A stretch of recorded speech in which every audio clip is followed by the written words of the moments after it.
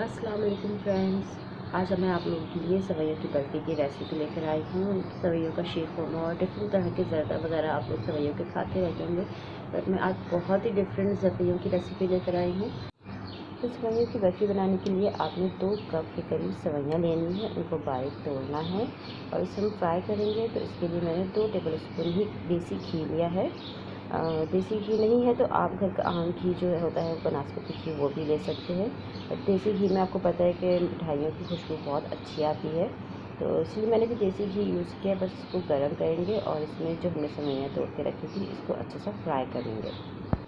बस आपने ये सारा प्रोसेस बहुत हल्की आंच पे करना है, क्योंकि सेवइयाँ बारीक होती हैं और जल जाती हैं।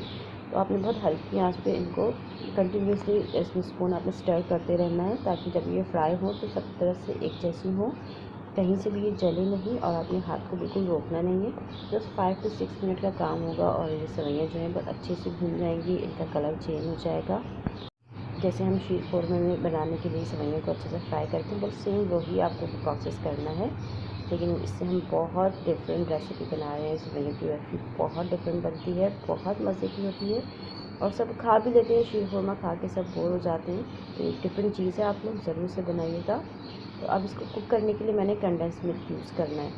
कंडेंस मिल्क आपने इतना ही डालना है कि ये इसमें अच्छी तरह से कुक हो जाए। तो ये मैंने हाफ़ कप से थोड़ा ज़्यादा कंडेंस मिल्क लिया है। तो हम सेवइयों को कंडेंस मिल्क से ही कुक करेंगे। यहाँ पे हमें पानी या दूध वगैरह ऐड करने की ज़रूरत नहीं है, क्योंकि हमें जैसे इसे बर्फ़ी बनानी है और इसे सेट करना है, तो ये आराम से इसमें कुक हो जाएगी।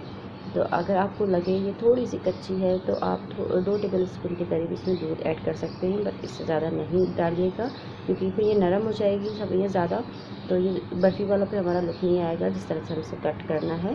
तो ये कटिंग करनी है, तो इसलिए आपको कंडेंस मिल्क ही यूज़ करेंगे इसे कुक करने के लिए। तो बहुत अच्छी बनेगी और इस तरह से भी आप सेवइयाँ बनाएं, बहुत ज़बरदस्त बनती हैं। खाली कंडेंस मिल्क के साथ इसको कुक करें, इसमें ड्राई फ्रूट ऐड करें तो बहुत मज़े की ये सेवइयों का एक मीठा सा बन जाता है। तो बस सारी सेवइयाँ मैंने इस तरह से इसमें कंडेंस मिल्क में कवर कर ली है, कोट कर ली है और इसको मैं मिक्स करती जा रही हूँ कंटिन्यूसली, ताकि ये आराम से कुक भी होती जाए।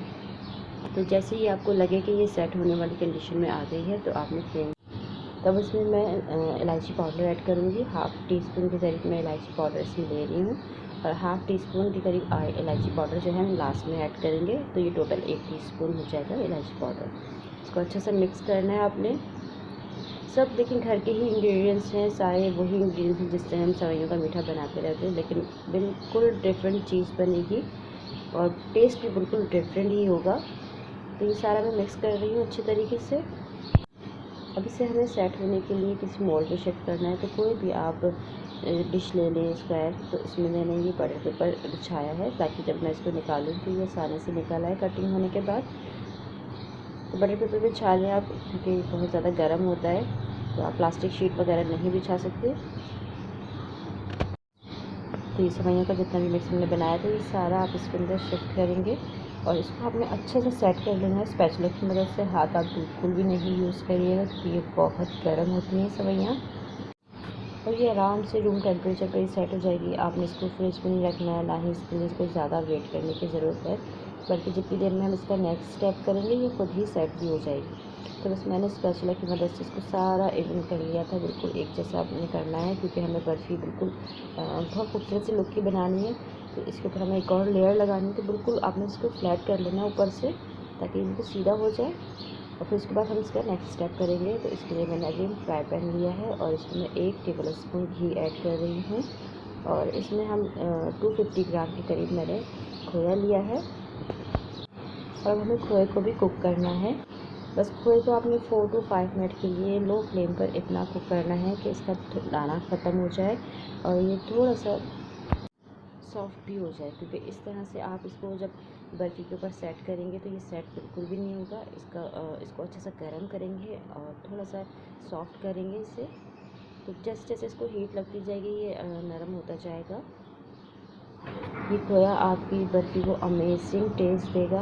आप चाहे तो सेवइयों के अंदर भी खोया और ड्राई फ्रूट ऐड कर सकते हैं, बट मुझे इसका अच्छा खूबसूरत सा लुक देना है, तो इसलिए मैं खोए की अलग से लेयर लगा रही हूँ। और जो इलायची पाउडर मैंने बचाई थी हाफ़ टी स्पून, वो अब इसमें मैंने ऐड कर दिया है। इसको भी अच्छी तरह से मिक्स कर लेंगे ताकि अच्छा सा फ्लेवर इलायची का हमारी सेवइयों के अंदर भी हो और खोए के अंदर भी हो, क्योंकि हमें इसकी लेयर लगानी है। तो बस ये खोया मेरा तकरीबन नरम हो चुका है, बहुत अच्छे से सेट होने वाली कंडीशन में अभी आ गया है। अब जो सेवइयाँ हमने सेट होने के लिए रखी थी, अब हम इसे इसके ऊपर पोर करेंगे। तो आप चाहें तो सेवइयों को कुछ देर के लिए फ्रिज में भी रख सकते हैं, तो वो अच्छे से सेट हो जाएगी। तब ये सारा जो हमने खोए का बैटर हमने नरम किया है, ये इसके ऊपर आपने बहुत अच्छे से स्प्रेड करना है। इससे हमारी सेवइयों की बर्फ़ी बहुत खूबसूरत लगती है। और आप चाहें तो इसको अंदर भी ऐड कर सकते हैं, तब भी आपकी कटिंग सेवइयों की आसानी से हो जाएगी। बट मुझे इस तरह से इसके ऊपर बिछाना बहुत ज़्यादा अच्छा लगता है। एक बहुत खूबसूरत सी लेयर आती है खोए के ऊपर से, और सेवइयों के नीचे से एक लेयर नज़र आ रही थी, वो बहुत खूबसूरत लगती है। तो जैसे भी आपको आसान लगे या ज़्यादा अच्छा लगे तो आप उस तरह से इसको बनाइएगा। मैंने एक आइडिया आप लोगों को दिया है कि किस तरह से आप लोग सेवइयों के साथ एक अच्छी सी बर्फ़ी भी बना सकते हैं, एक नया मीठा बना सकते हैं उन्हीं इंग्रेडिएंट्स के साथ जिनसे आप हमेशा शीरखुरमा बनाते रहते हैं। तो उन्हीं इंग्रेडिएंट्स के साथ एक आप नया मीठा भी बना के देखें घर में, आपको सबको ज़रूर पसंद आएगा। तो ये मैंने सारा अच्छा सा स्पेशल की वजह से इसको स्प्रेड कर दिया है। अब इसको भी हमें सेट करना है थोड़ी सी देर के लिए, लेकिन मैं इस पर थोड़े से चांदी के वर्क लगा रही हूँ क्योंकि बहुत खूबसूरत लगते हैं। चांदी के वर्क, हमारा कोई रिवायती मीठा हो और इस पर चांदी के वर्क ना हो तो मज़ा नहीं आता। तो ये बहुत अच्छा खूबसूरत इफ़ेक्ट देंगे इसको। अगर है तो आप लगा लें, नहीं है तो सिर्फ ड्राई फ्रूट से काम चला लें, क्योंकि मैंने ड्राई फ्रूट कट कर लिए थे। तो पहले मैं ये चांदी के वर्क लगा रही थी।